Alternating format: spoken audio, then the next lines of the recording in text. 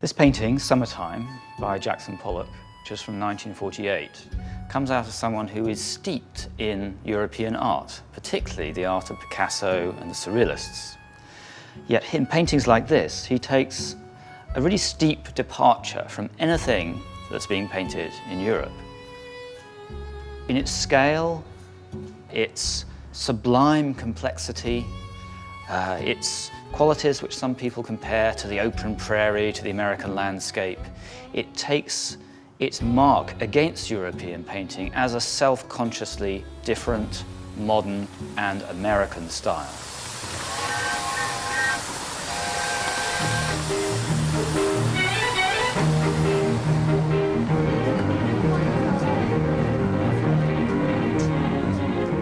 Abstract Expressionism is often seen as the quintessential movement in modern art, unprecedented in its scale, uncompromising in its abstraction, and in its rampant, agonized individualism. Yet it came into a strange alliance with elite power. Nelson Rockefeller even called it free enterprise painting. All the stranger because its origins lay in radical leftist surrealism. Abstract Expressionist paintings are very controversial among the wider public. Most people would not understand a painting like this at all and would indeed revile it. So these are very conscious avant-garde productions. Pollock says that it's my inner subjectivity that is the most important driving force of this art, not the outside world, and certainly not the depiction of the outside world. So in a sense, you have an autonomous individual, a bourgeois, subjective, independent, creative hero creating an autonomous world in the canvas.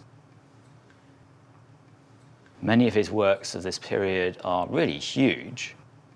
Unstretched canvas laid on the floor, and then Pollock would, in a very agile and physical way, work around it. So the actions are more of the body as a whole. He's using a liquid paint, and it's very rarely brushes. There are little marked sections of brushwork in this painting, but very rarely brushes. It's more sticks and things for flinging the paint, and moving the paint around in this way. So it's the grey marks which seem to be the ones that were laid down first, and those are done with this dripping and swirling actions. And then the black ones are put on top of that. And then Pollock does something which he wouldn't allow himself later, which is to begin to work with a brush and to actually fill in some little bits of the shapes that have been made in this way with a brush. Automatic drip making. Pollock was absolutely aware of surrealism. He was interested in its ideas. And this does relate to surrealist automatism, the idea that there is no chance that anything you do with your body like this without full control taps into your unconscious, into your unconscious mind.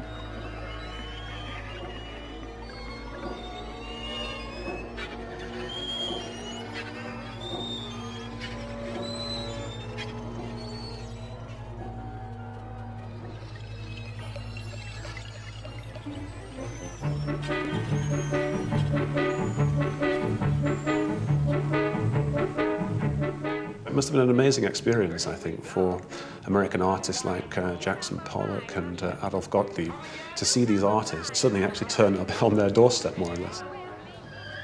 Max Ernst was one of the most important artists in the Surrealist movement. I think for artists, particularly like Jackson Pollock, it was as though this sort of god had arrived unexpected on their shores. And I know that they met at least once, and it was a sort of a humbling experience, I think, for Jackson Pollock at the time. I mean, I would never claim that a direct influence, actually, from Ernst to Pollock, or use that word influence, but there's a very close link between that linear automatism remade by Ernst in the late 1930s, early 1940s, and what we see of in Pollock's work. Roberto Matta, who is a Chilean surrealist, I suppose you would say, living in New York at this time, has a weird role almost as someone who brings a lot of the people who were to become abstract expressionists together. And so you could say he's an odd sort of midwife of the movement. Absolutely. I mean, Matta painted with his hands sometimes, and there are no studies for his paintings. He kind of just engages immediately with his materials.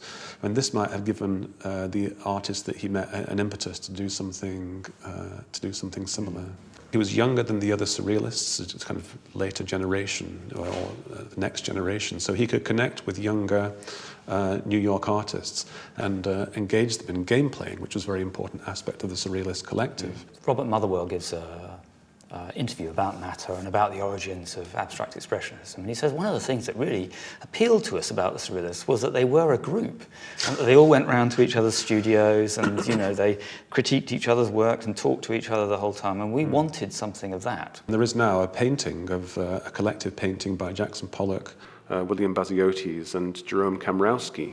This is a very rare painting now because the individualism, as you were saying, was seen as being very important to the abstract expressionist artists. And the collective was something that was kind of dangerously close to kind of communist thinking or Soviet collectivism, perhaps.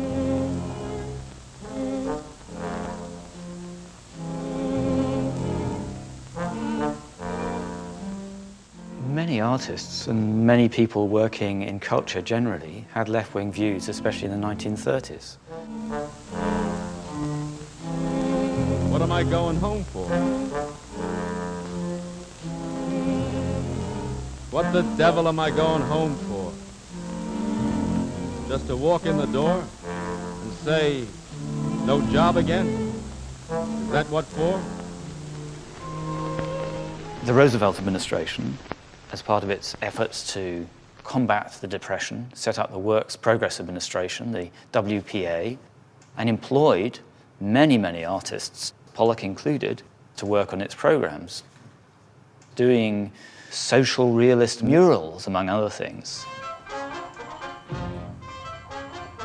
In Pollock's earlier works, you can see components of what might have been thought to be leftism, and would certainly have been condemned as leftism by conservative cultural critics. Indeed, communism was often used as a taint to condemn avant-garde production.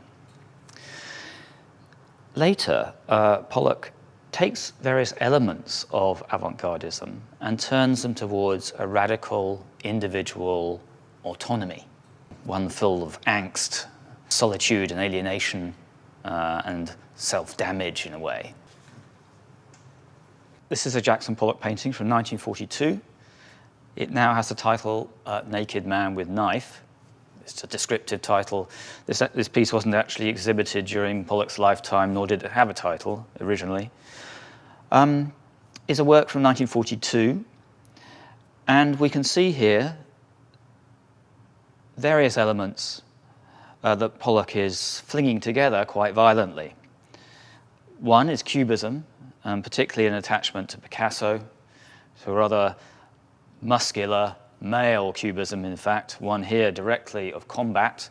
The figure here on the left is knifing the guy in the middle, while another figure you can just about see here, this is his face, and terrified eye is cowering in the background. So this is a form of avant-garde, cubist-inflected expressionism.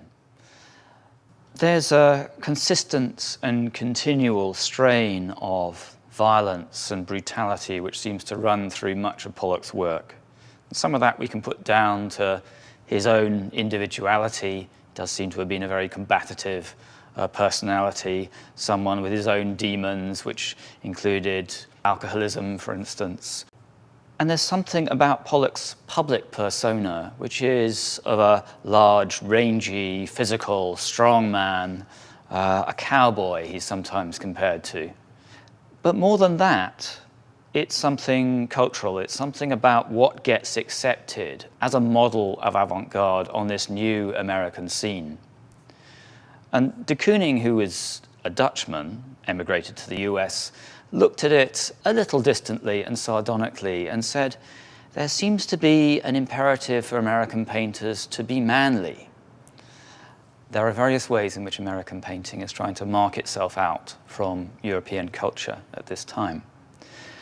And there's always a suspicion around European painting that it's somehow effete. There's a feminine side to it, which the Americans really don't like and seems to be unacceptable in that culture. This is quite a large painting by European standards, although it's nothing to the scale that Pollock worked on later, but it's certainly a violent and manly one.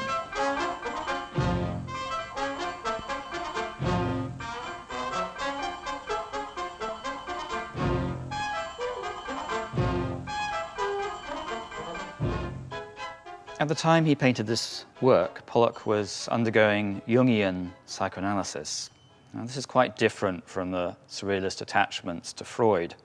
Jung was interested in the archetypal character of human consciousness, which he saw as being collective and as being grounded in the history of the race, indeed. And so in trying to get at this, Pollock is drawing on earlier so-called primitive mythical forms, and this is the reason why he's borrowing from Native American art. There's something very uncomfortable, I think, about this attempt at American painting. Partly because in drawing on those Native American forms and doing so from the swaggering persona of the cowboy, you're getting into very dark ideological territory. The details, the use, and the complexity of that art is lost in such borrowings. As Pollock develops any kind of reference of this kind, either to other forms of art or to any kind of subject matter, gets slowly eroded. And this is partly to do with an internal stylistic development of pushing towards a greater extreme, but I think it's also ideological too. It's to do with cultivating the idea that the work itself becomes a world unto itself. Just as the autonomous individual expresses themselves through the work itself becomes this autonomous creation without any reference to the outside.